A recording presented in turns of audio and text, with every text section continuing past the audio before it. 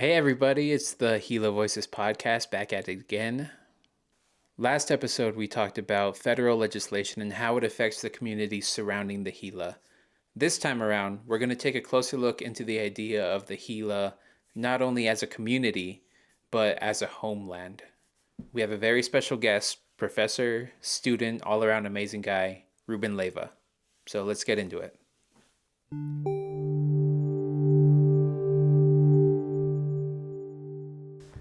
So, Ruben, could you tell me who you are, what you do, and the groups that you're involved with? Yes, dagote Ruben Leyva gonse shil gojo bahaklenzi. She dashle she built Chila, Southwest New Mexico. My name is Ruben Leyva. I'm a third-year PhD candidate at the University of New Mexico in the Native American Studies Department, and I'm also a visiting professor at New Mexico State University, teaching Native American Studies in the Borderlands and Ethnic Studies Department there with Dr. Dulcinea Lara. And today we happen to be using the Jaggy Sounds podcast studio on the NMSU campus, so thanks for joining us. Shout out Jaggy Sounds. Shout out to Anita Lara. So this podcast is called the Gila Voices Podcast. And last episode we talked about the Gila kind of in response to a lot of federal changes that were happening. You know, a lot of federal employees were getting their jobs cut in the Forest Service, and we were talking about all of the implications for that. But today I wanted to focus on the Gila, not so much as that federally designated entity of like forest or wilderness, but as a place, a homeland. As a member of the Chihenne, what are your feelings on the Gila as a ancestral homeland? No, I'm glad you asked, and let me begin by paying respect to my elders and my colleagues who have more knowledge than me in many cases as it relates to place and place names in the Apache language. I'm still learning. I will always be a student. But having said that, while I am a member of a community, I'm only speaking for myself in this instance. And so I want to make that clear that I'm speaking from a place of authority, but it's an indigenous place of authority, right? Not as a tribal representative. Mm-hmm. With that being said, where you are now in Las Cruces and where you reside in the area of Silver City are all Apache homelands. And these are what I consider in my research, my dissertation research, as corridors of authority.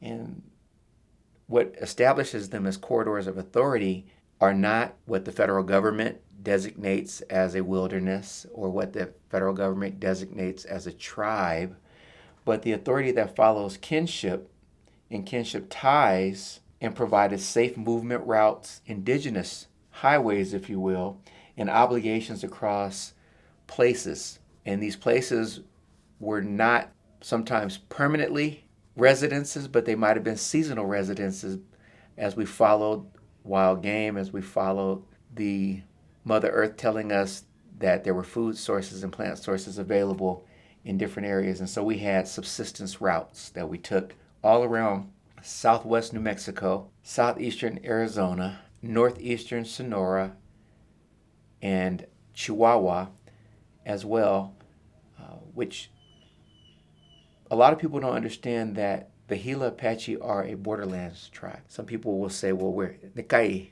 That means Mexican, right, in the Apache language. Nakai, Inde, Mexican people. But that's not completely true. Certainly, some people have Apache ancestry as Mexicans, and some Apaches have some Mexican ancestry. And that's just typical of intermingling and intermarriage that happens in the borderlands and affects everyone. But when we're talking about this idea of corridors, we want to limit the idea that the modern borders that we're so accustomed to referencing, as I just described, they didn't exist, and that we existed here before them, right? So there's a place-based history without assigning any identities. So there was not a whole lot of talk about Western Apache That's a newer term that came about, in the 1930s and 40s. And this idea of some of these labels that the United States used to classify and thereby create a tribe. And so the identity of those people is inaccurately portrayed in history as a starting point based on reservation era decisions. So yeah, even the way that we talk about Apaches and Apache history is with this language that was imposed by colonization. Yeah, that's correct. That's correct. Wow.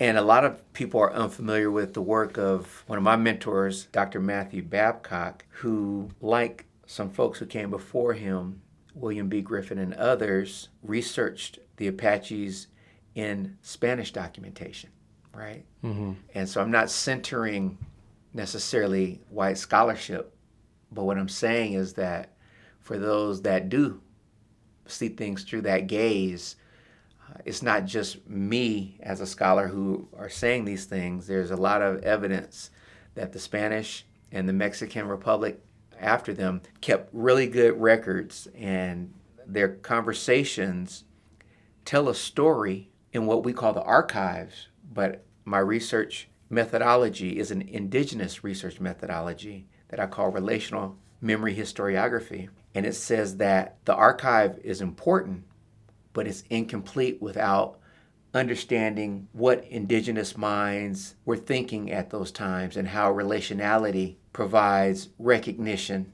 as evidence, and that families return to homeland sites and recognize each other through kin obligations and shared memories. And that connects the past to the present.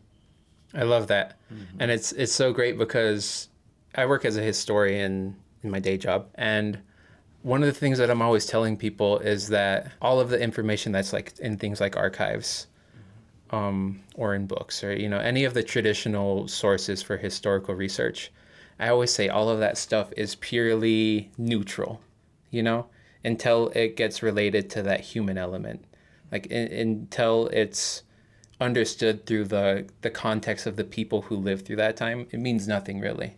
So I love that you're doing that work. No, again, I don't want my friends and fellow historians and so forth to feel as though I'm turning my back on them, but I just want everybody to recognize that the archives are fragmented. Mm-hmm. And because they're fragmented, especially based on colonial categories, if they talk to Apache leaders or Apache groups in a specific area, then all of a sudden in the mind of the reader, these people were Chiricahuas because they were in the Chiricahua Mountains at the time the Spanish contacted them. Mm-hmm. You follow what I'm saying? Definitely. Or because they were south of today's border at Janos, where they had peace establishments, one of the locations where they have peace establishments, then all of a sudden then they're what we say the enemy people, because that would be traditionally within their homeland. So there's these assumptions that are made that when Apaches have administrative contact with governments, that this is where it happened, so they must be the Janero band. Mm-hmm. They're just creating these identities out of convenience, really, for their documentation purposes, to justify that they're going to give rations or they need more money to support land or farming implements to bring these people to peace. Or all these different things go on in the archive. And I think that kind of misunderstanding is something that plagued relations between like Apache people and all of those colonial powers for all of their history, because they were so decentralized as a people. They didn't have any central government or anything. Yes. And I think you see it all the time where it's like, you have these Spanish lawmakers and they say, oh no, we made a treaty with the Apache, so we're good. And they think they made it with the entire Apache. Right. And in reality, they made it with like a couple families who lived in this area at this certain time. With that in mind, let's make a comparison. Mm-hmm. There's, if you will, a national story that hits. Let's just say, unfortunately, we still deal with violence in this great nation called the United States. And there are active shooters. And some of them in the past have victimized schools and universities. You see a national story of something that happens outside of the area where you're living, where there's an active shooter at the university.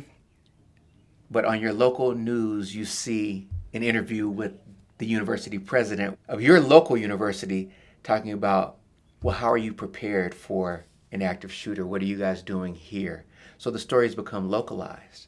Well, that hasn't always happened for Apaches and indigenous peoples. These stories that sometimes you will read in history books and in other places are told from that national framework of how did they interface with the U.S. military? Mm-hmm. What battle, what fort, what nation were they at war with at that time? Was it Mexico? Was it the U.S.? But what we want to do is close those stakes. We want to accept that framing, but accept that as a national discourse. But we want to improve the local histories, knowing that the local history cannot depend on the national discourse. Mm-hmm. And if we start talking to people like you have done through your oral history projects and your work at the museum, you'll start to find out that there's a lot more to those stories than we get when we get them on sort of that larger, that broader scale. Mm-hmm. And we can really begin to understand what people were going through. So my hope is that museum interpretations shift toward relational timelines and kin networks in the way that you're describing, because it can start in Grant County. It can start right here in southwest New Mexico, and we can gain momentum and a method to read Native histories, local histories more accurately by bringing in people through these interviews and podcasts. Yeah. And that's why I think it's so great. I always read about you and stuff. You know, I see you on like the Grant County beat, and you're doing a lot of like public facing scholarship. Yeah. You're always out there doing something.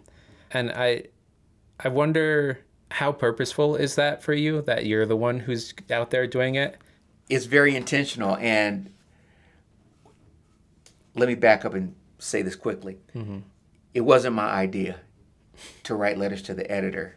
The tribe had submitted a petition. One of the leadership at that time said, Ruben, why don't you write an editorial on who we are so that people know that we submitted this petition? And then elders read it, it resonated, and one elder in particular wanted me to continue to do it. So I did. But then, as I'm also a student in the Native American Studies department at UNM, I started looking at, I was doing more than just writing about our people. I was providing some local histories. And it became a testing field on social media, because sometimes people would say, yeah, that's similar to my family's story. Mm-hmm. Or someone would say, well, we did go that way at first, but then we turned and we went south into Sonora. And then somebody else might say, well, the word for that in the Apache language for us is this. And then someone else would comment, that's not what I heard. I heard something differently. I heard this. Now all of a sudden I'm gathering information for my research through my social media posts, comments. And it becomes, again, a test of relationality, if that answers your question. Oh, definitely. Yeah. It's amazing going into school. You know, you hear about all the research that you're going to have to do. It's amazing how quickly it adds up in moments like that. Yes. I mean, you start looking at everything as evidence, right? And one of the things, too, if I can talk about relationality, I like to talk about it in comparison to federal recognition. Mm-hmm. Because federal recognition is different than tribal recognition, and is different than relational recognition. Federal recognition is something that the United States came up with for them to satisfy treaty obligations and things with people that signed treaties with the United States and were placed on reservations, etc. Mm-hmm. But then you have tribal recognition. A tribe can recognize someone. I read a book it was written by a guy with the last name Second Jumper. Okay. And in this, his family went down to Florida with the Chiricahua prisoners of war, but while there, some family members were taken from the group and sent to Cuba on boats. And in him retracing his lineage, he was able to connect with folks at Mescalero and say, I'm from Cuba. What, huh? But he was able to tell the story. My ancestors were taken. They said, we remember when they were taken, we remember the story. right? And so then that's what I call tribal recognition, because the tribe recognized him, and I think he does things and learns songs and does all this with that, right? Beautiful. And then there's just relational recognition, which is we can go back in the archives and we can say, okay, we're related to these people. And you say, well, how do you know that, right? You're making a claim, how do you recognize that? What's the evidence and what does it consist of, right? So it consists of what the archives have to say, where they're documented, or when they're documented, and then also local relevance, where they're documented. That also becomes something that enters into the conversation. But co-presence, who were they documented with? Mm-hmm. And are those people also known to be a part of the same band of Apache? And if so, then a name that was originally just a Spanish name, like Josecito, I'll give you this example, emerges out of Jose Ignacio Duran Leyva. If you just read that, you say, oh, that was a Mexican. Or at that time when he was born, he was a Spaniard. But then you look at the records, maybe it says he's a mestizo, maybe it says he's an Apachito, maybe it says he's an Apache. Depends on who's writing it and what their understanding of it is. But then through following that, you're able to verify kinship links, resonance patterns, cross-record matches, and all these things turn out to be tests for whether or not this person is really this person. And so what I've been able to do is find on censuses over 10 people on one census that are all related, and I find baptismal records that these people are a family unit, but they're also appearing, the names or similar names that have been Apacheized are on a roll that the Spanish had at Bacoachi, Sonora, or on a roll or a census at Ojo Caliente. I can find different family members there. And sometimes it just says so-and-so and her daughter, and they give the daughter's name. Well, I know that my grandmother was there because her daughter's name was this, and she had sons and grandsons named this. And so while it maybe just says that she was an elderly woman, there's a good chance that she was the elderly woman because she's the mother of this person that's been identified. So how do we put those things together? Now, they may not necessarily work for positive identification in the historical sense, but in relational memory historiography, it works because we're not looking for federal recognition in those instances. We're looking for relational recognition. Amazing. Well, just to go off of that, I think that there's this movement, especially these days, and especially with younger folks, to deconstruct a lot of that mythos surrounding things like indigeneity and mestizaje. And like, one of the things that I always point to is like the whole myth of Aztlan, modern day Chicanos will, and I don't know if it happens so much anymore, but a lot of people used to claim that, oh, we're Aztec, and it would kind of disregard all of the other peoples that our ancestors were. Isn't that the truth? It's crazy. And I think that that's changing a lot. But just speaking of the diaspora, what do you think about this need that people feel these days to either like strengthen bonds with communities or reconnect with communities? It seems like it happens so often now that people will say, well, I always heard this story that we were Apache. Right. But they don't know where to go from there or what to do with that information. They don't have any connection with the culture or a community. How do you feel about those instances? Okay, well, I've had multiple grandparents at San Carlos. I've had grandparents at Fort Sill. I've had grandparents at Mescalero. But I've also had grandparents at the Chiricahua Apache Agency, which was down near the Chiricahua Mountains in southeastern Arizona, as well as at Fort Apache, which is now part of the White Mountain Apache Reservation, but at that time it was all a part of San Carlos. But there were also reservations, to your point, that people don't remember or have been forgotten or they never heard about. Let me give you some examples. In 1881, the Gila Apache Reservation was being restored to the public domain. Segone, right? This location near Silver City. Grant County, Gila and Cliff, New Mexico Buckhorn area. And Tularosa Valley Indian Agency for the Apaches. Not the one Tularosa over in Lincoln County, but the Tularosa up north of the Mogollon Mountains in Catron County. That was also there between 1872 to 1874. Then we talked about the Chiricahua Apache Reservation, which in southeastern Arizona, that was also closed down. And then you have the Ojo Caliente, or the Hot Springs Reservation, which is today modern Monticello. That was also closed down. They relocated people in 1877 and then allowed them back after they had broke free of San Carlos, and they stayed there for about a year, the following year and so forth, and then they were forced back another time to San Carlos. And so all of that movement and having all of those people, but people not knowing. So I was on the phone with, actually on a messenger or a text message with someone who was connecting with me and wanting to know something about their Apache ancestry. And then in my conversation, they had no idea that where their ancestors were from was actually at one time a reservation. Because the reservation at the Tularosa Valley area in Catron County went from reserve all the way to Aragon. That's a long way. Yeah. That was a big reservation. Seemed to, take the focus off of their indigenous presence in those areas and place it on the idea that the settlers with whom they went to war or attacked had right to be there and the Chihenne did not. And that's the way it's written.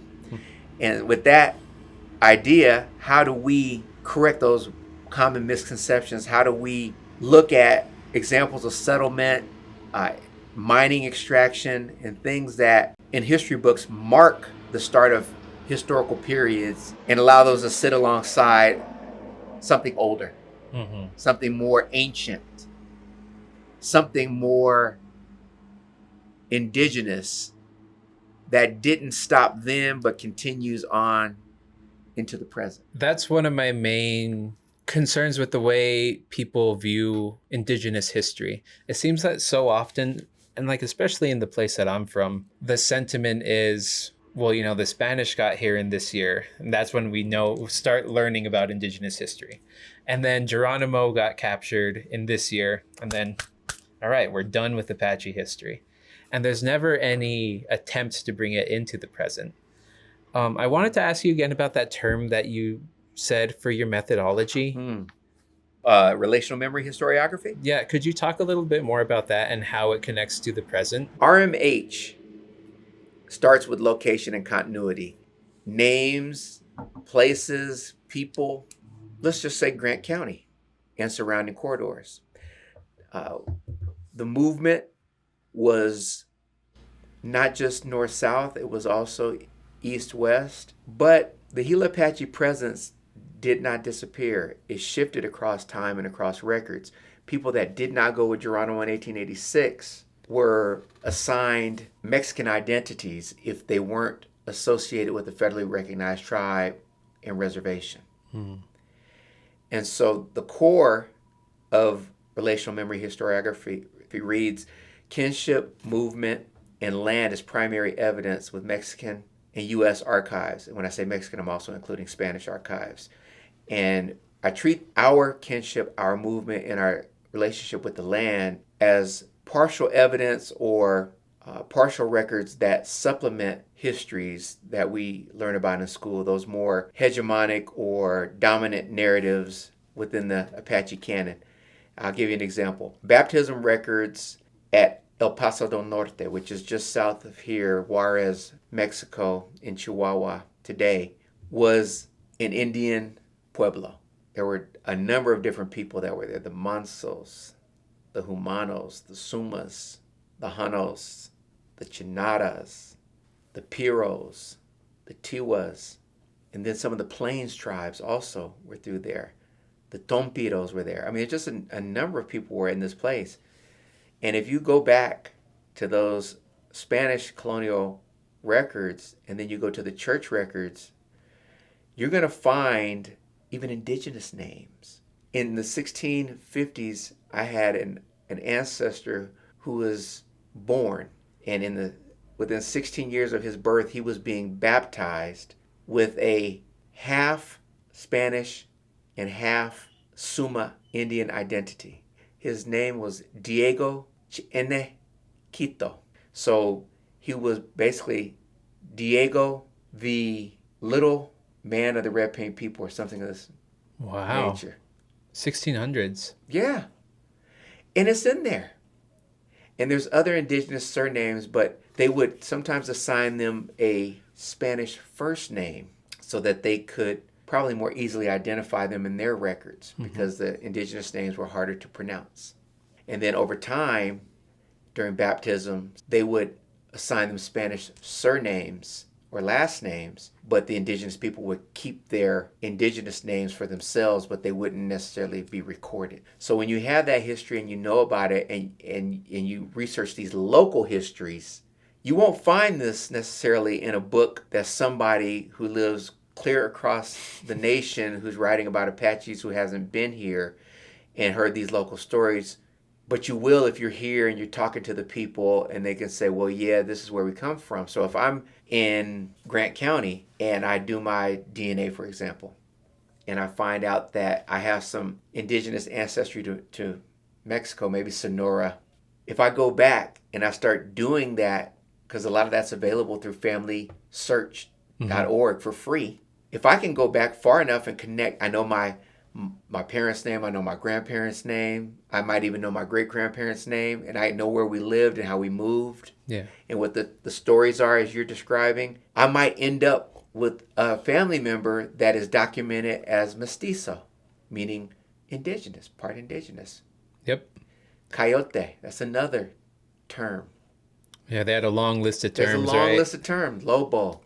And I might even find indio or India, which is Indian. And then on some occasions, like Diego Chihenne, we find the word Suma written by his name. And Suma is?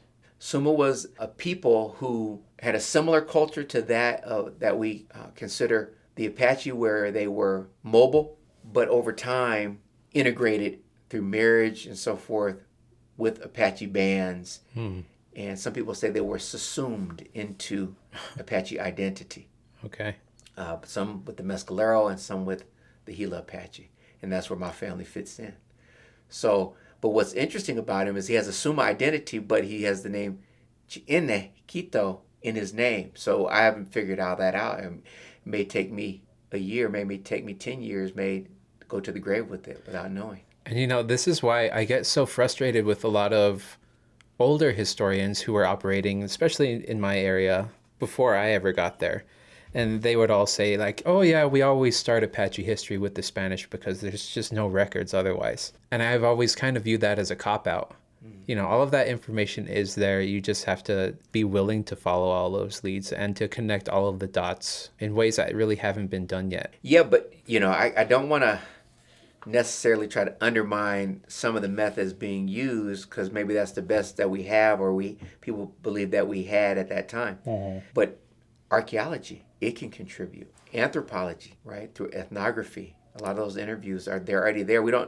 We can go and we can get some of these local histories, but what I'm doing isn't relying on necessarily going to somebody today. There was a lot of ethnography that was recording Apache communities in the early parts of the 1900s, the 1930s in particular, 1940s and on, because there was this idea that if they could preserve the material culture, the beadwork, the pots, the regalia, the drums and things like that, and then get some interviews and pieces of the language recorded, then that would live on because indigenous identity was going extinct, right? That was a thought. But if we go back and we unpack some of that good interview information and we put it in conversation with what we know now and who we are now, then that's a sort of a whole untapped side of the story.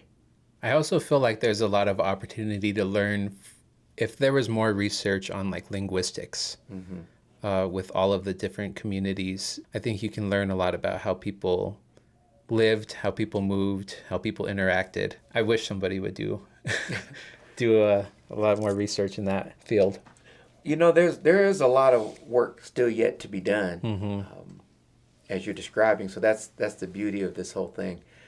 But when we talk about the language, a lot of it has to do with place. So if a tribe has been removed, they may have some memory of what some places were called, but because they're not living on the land, it's tough for them to speak from the land. And if you are still on the land where you are, you have a different relationship or maybe even a different understanding. Currently, the Gila Apache community, which is made up of bands of Gila Apache people, the Membreños and Geleños and others, has an exhibit. They're part of 6 tribes that are on display at the Brannigan Cultural Center here in Las Cruces, and I had an opportunity to co-curate that on behalf of the community with the assistance of Carl and Tony Lombard and Juan Rogelio, Chaconan Apache. And what's unique about that is there was a decision to name the exhibit The Land of the People.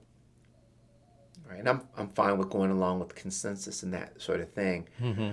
But I would have named it maybe a little differently. I would have named it People of the Land. And that's just a different framework of how we look at things. Because you could say Inde Bena. That is a way of describing Apache homeland. Mm-hmm. Or you could say Inde Bika, or people on the land, right? You could even say Inde Bikea Inde. That's another way of saying the Apache people's homeland, right? Mm-hmm. But I'm focusing this idea on us being a part of nature and not separated from it, and being dwellers on top of surface dwellers on top of this land and not owning it like property, because that is a very settler colonial framework that says that property can be bought and sold or traded, and that it can be commodified. It can be a source of extraction of mineral and other resources. Mm-hmm. And is that really the relationship that the Apache want to have with the land, that we own the land? So I don't necessarily even like the phrase or the use of the word Apache territory. I prefer the term homelands, right? Because it's where we ranged. It's not about us identifying this space and nobody else can be here, or for somebody else to be here, we're going to charge them a cost or rent. That kind of. It's where you ranged, not where you reigned. Wow. Yeah. That's an interesting way of looking at it. I like that you're bringing this up, because land dispossession is such a big part of this story. Mm. And I think on the heels of that, too, there's also this whole idea of like generational trauma and the way that manifests in our communities. And I think like that imposed framework of the like settler colonial society is one of those manifestations of generational trauma, like the way that we talk about ourselves, the way that we talk about our communities. So I wonder, we talked a little bit in the beginning about your views on the land and your views towards the Forest Service. You said you like the work that they do. I heard the one that you did with the Forest Service employee. Mm-hmm. That whole key about that conversation was this idea that there's all these changes happening with that department and a lot of unknowns. So even that interview that you did with him, it's like probably time for a part 2, because there's been already some other changes. Mm-hmm. I don't have that same, I have that same appreciation for the land, but I have a very complicated relationship with the Forest Service, in that I respect the employees and appreciate what they're doing. And I even like the idea that the land has been conserved. Mm-hmm. But I don't like the idea that the land is never permanently occupied. Yeah. And how that land became or was made to be available to become a wilderness has to do with the forced removal of peoples who were living there, who were placed on reservations, mm-hmm. like San Carlos, White Mountain, and over now Mescalero and Fort Sill, and other reservations that once existed but now no longer exist. They were temporarily opened and then closed after some period of time. With that being said, I don't find us to have any unique privileges or entitlements to use the land. It's not that we can't go there and visit like everyone else, but as a member of a non-federally recognized group, we don't even get consulted on what's happening. And they know who we are, and they know we're here. And I've written over 40 letters to the editor of Grant County Beat, and done podcasts and had conversations with people. But the level or the relationship that the community has with that land is comparable to a picture that you would have found in a elementary school textbook of an ecosystem. You remember the one, you've seen it, the picture of the ecosystem when you were coming up, and they had the water and the fish in there, and next to it was the land and some plants in the tree, and then you have some things that are living in the tree, and birds and different sorts of plant and animal life surrounding that, rock formations, etc. And that is a settler definition of an ecosystem, but an indigenous or an Apache definition of an ecosystem has one more element to it. There's people in there. Mm-hmm. Mm-hmm. What would something like reclamation of the homelands look like? Oh, well, that's not an easy question to answer. Nope. But I'll give you sort of where I am with this today in terms of how I'm looking at things and how relationships moving forward should be informed, in my opinion. Mm-hmm. We've got to continue to move forward. We can't focus all our energy on looking backwards. And so some things have already happened. And I don't want anyone to lose their land, and I don't want anybody to take anyone's land, their property. Yeah. That would be unfortunate. That would be a mistake. But what I want people that own property and want to keep that property to think about is different. I want them to understand that things associated with mining have negative consequences. Sure, they bring jobs and livelihood, and that's important, but they could contaminate water sources. Data centers is a big topic now. Definitely. And water use. And so these people with this land, these landowners, need to understand that the indigenous fight is not just an indigenous fight. It's a fight for everybody's life and everybody's land. And when we say this is not something that should be left unregulated or there should be stricter regulations and more oversight, it's not because we want larger government. It's because we know that if it's not good for us, it's not good for you either. And your animals are going to drink from that. And when you eat those animals, you're going to be consuming that arsenic or whatever, the uranium, whatever we're talking about. And then on top of that, too, just the social structures that emerge from extractive industry. They inherently breed oppression. Mm-hmm. Look at the case of, the place where I grew up, where the mines owned all the communities and they were so stratified, those communities, for so long. And that has long-lasting impacts into the future.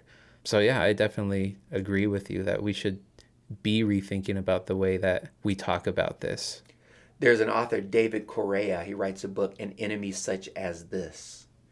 And the book talks about a Navajo activist, but he leads in with the Navajo's relationship to Silver City and the mining and how that whole mine came about. And he references that my family, I'm a descendant of the Compas, Juan Diego Compa. He predicts, or in his writing proposes, that it was probably Juan Diego Compa who led the first Spaniard to the Copper Range.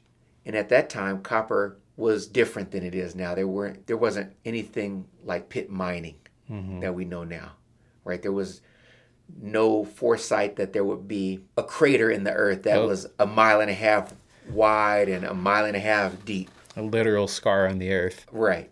And for our people, I'm talking about you too, if it was on the earth and could be seen, we could have it. Certainly there was reciprocity. You might leave some tobacco, pollen. But it was, as long as we weren't scarring the earth, we weren't digging into the earth, we could have it. And so we used it for weapons. And a lot of people don't know the Apaches did that. In particular, those living in the area of Silver City and those that were documented in a book called Arizona in the 50s. I'm talking about the 1850s. But it was by Captain James H. Tevis. And in there he writes, which were, based on his field notes and things of that sort, that Mangus Coloradus' people used copper arrowheads. And that's how they knew that it was the Membrenos. Arizona in the 50s. I got to read that. Yeah, it's a good book. Yeah. Actually, one of my ancestors is ordered killed by Tevis. He was Justo Elias, the Apache Elias. He was a leader of a Membranio band, and he was shot near the banks of the Membres River by someone with a rifle. That Tevis said, "Hey, can you hit him?" He said, "Yeah, I can get him." Shot him off his horse. He died right there. Yeah. So, because I'm a Leyva and an Elias. Those two surnames are my great-grandparents. Go up that way. And so when you're looking at this, you're looking at these stories of Juan Diego Compa and these people leading the Spaniards to this area, and then that growing into a village wasn't what I think was originally agreed upon. Maybe a small village, but then when it started to expand because people were making an industry out of it, then that brought a lot of warfare between the Apache and the mining communities. And because the mining communities were there to supplement the Spanish crown and to fund a lot of the things that were happening as part of the government, then they had an interest in preserving that and keeping the Apaches out of that area. And so they worked with the Compa family as intermediaries, but then that didn't work out. Then they supported scalping laws, taking the scalps of the Apache, an author by the name of William Kaiser writes a book about scalp warfare. It came out a couple years ago. Just in the last few years it came out. And I had a chance to have dinner with him recently after he presented here at NMSU. And he talked about how not all scalp hunting was genocide, but that scalp hunting that was taking place, that was state sanctioned by Mexico, in particular the states of Chihuahua and Sonora, that does fall under genocide. So all that lives underneath the digging and the people that came there for that work and the people who were already there who were Apache or indigenous and sometimes intermarried with those Mexican white families and have ties to this land, and were actually working and living in areas that right now you can't even stand on. They call it space now, right? Yeah, there's the born in space. Born in space. Somebody said I was born in space because where they were born on the mining lands physically doesn't exist anymore. Doesn't exist, been dug out. Mm-hmm. So they were born in space, right? And now the area is unrecognizable to the Apache people, even though it was once sacred. And it's inaccessible to the Apache people. We tried to go visit the graveyard. There's some graveyards that were there on that property, and wrote a letter, and we weren't allowed access to go visit those graves of some ancestors. And that's the worst part, is they still exist, but nobody can see them. Yeah, nobody can see them. Yeah. So this is what we're dealing with. So yeah, it's complicated. It's a lot, but it has fed a lot of families in the region, and I don't want anybody feeling guilty because they're a part of the extraction industry. But we've got to continue to make this idea of oversight and regulation a priority, because we can't allow any industry to just have free reign. Right now, the Apache Stronghold, which is a nonprofit organization, has been doing its best to protect Oak Flat from this same sort of mining. And what they want to do is they want to challenge a decision that land was turned over to a mining entity. So they haven't given up the fight, even though many believe the fight to be over. So we're praying for everybody involved. Sometimes you have to even pray for your enemy. You know, one of the most, what's a good word for this? Confusing things. One of the most confusing things about the whole situation is that so much of this is born out of a history that was just imposed on us. And I guess that's all history at some point. But you know, I grew up there in Grant County, and yeah, it's true. Every single person there has some relationship with the mine. Their family works there. The mine funds something in their community. We have this, we're like tied up with it. And we just got there. You know, I was just born into that place where I have this unaltered relationship that's been there for the last 200 years with this entity, mining, you know, extractive industry. And it was something that was just imposed on our people, and now we have to live under it, and we're having all of these conversations about what's the best way to contend with that. It's so hard. And I think along with that, in the case of Apache people, is like another imposed thing, federal recognition.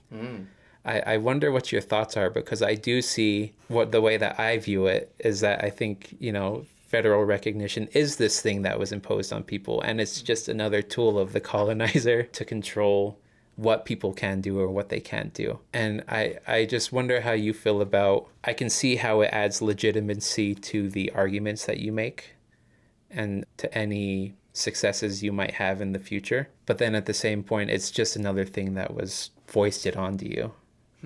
So let's talk about federal acknowledgement. That's the term. Okay.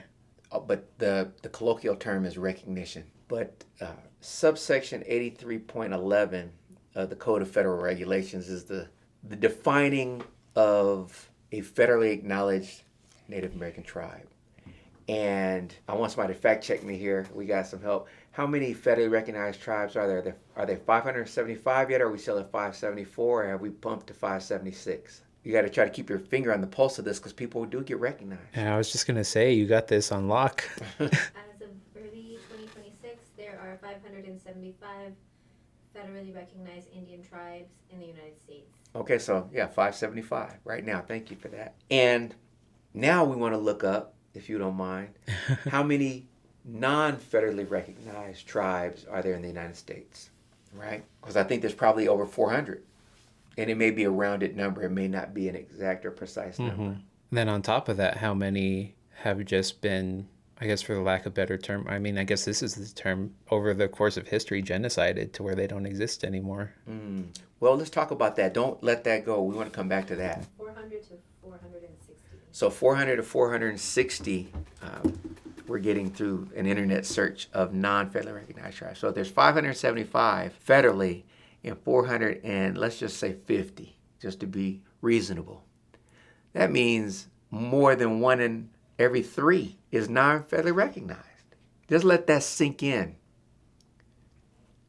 And so what you're dealing with is you're dealing with this idea of legitimacy. And that's where I have issues. Because with legitimacy comes tests of Indianness. What is your blood quantum? Yep. And then if you don't have the blood quantum that's required of that tribe, you have problems. You might have more Indian blood, if that's even a biological reality. I don't think it is. I think blood is blood, and there's like O, A, A, B, that kind of thing. A couple but different kinds. let's use some colonial terminology here, because maybe both of your parents are members of different tribes. But because you may not have as much of this tribal profile, or your children may not have as much as a result of that to meet that tribal blood quantum profile, then you're not maybe able to live on the reservation in your own home. Maybe after your parents raised you, because they're members, you're not a member, so therefore you cannot live on the reservation. Or you're not enrolled, so you're not entitled to some of those sorts of scholarships and opportunities that maybe tribes provide to their members. So they become distant and disconnected. And we know that there's a social recognition piece that people need. Absolutely. Love and belonging and social recognition are why gangs are so popular among young people. So if they can't get love and feelings of belonging and social recognition from their tribe, then they're going to go get it from somewhere else. And they're going to find those things in proximity to maybe another cultural group. Maybe they find acceptance among the Chicanos. Maybe they find acceptance with proximity to whiteness. Maybe they find acceptance in gangs or criminal organizations. So we're actually turning our back on our own legacy. And that's why I have issues with it more than anything. I also have issues of sovereignty and self-determination, because while tribes have fought and continue to fight for those things, and what I mean by that is their ability to make their own decisions and their ability to govern their tribal business, their tribal schools and education, and what their communities are learning, the law says that they're domestic dependent nations. And so they have a limited sovereign status in the eyes of the United States, and then they fall under the United States. They don't sit beside them like they did when they sat down for the treaties across the table. They sit underneath them. And if you study the rulings by Chief Justice John Marshall, there's 3 cases, the Marshall Trilogy, you'll find out that he compared them, meaning native peoples, And the relationship that they have to the United States is that of a parent and a child. Mm-hmm. He used the term ward instead of a child, but it's the same thing. It means the same We all thing. know what he meant. Yeah. Yeah. You have to, we can't do anything without asking, Mother, may I? And if we get out of line, there can be consequences. What an injustice. Yeah. So there you go. So those are some issues.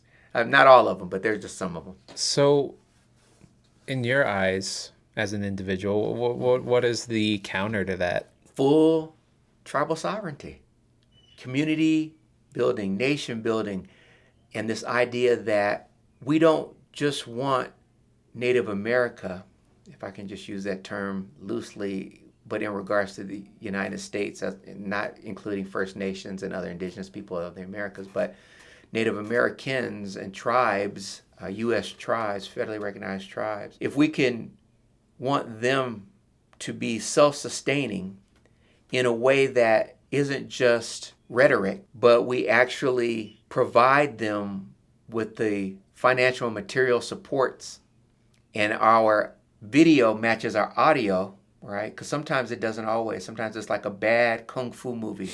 The mouth is moving, but the words are trying to catch up, Mm-hmm. and vice versa.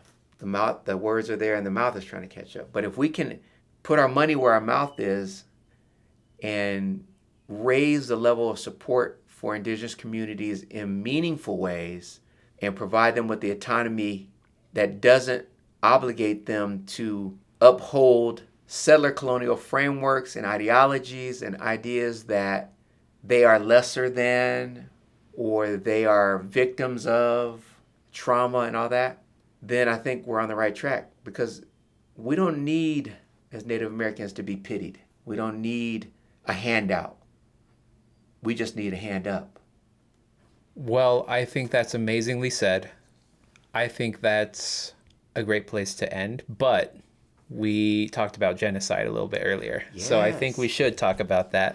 Well, the reason I wanted to bring it back up is because there's a term. I didn't coin it. I don't even know how old it is, and I don't even know that I would do it justice in trying to define it, but it's called ecocide, the death of the ecology. And so how does that fit in when we talk about extraction, when we talk about waterways and tributaries being contaminated? So then we come all the way full circle back to where we started with that ecosystem. Mm-hmm. See, it doesn't matter if we contribute to ecocide If we see ourselves removed from if we don't see people in that picture of the ecosystem, we can do whatever we want. Mm-hmm. But the minute you put the people in the picture of the ecosystem, then how could you do what you're doing? Because you're doing it to yourself. There you go. You going to be putting that into your dissertation? I don't think so. I don't know if I have room. I don't know if I have room, man.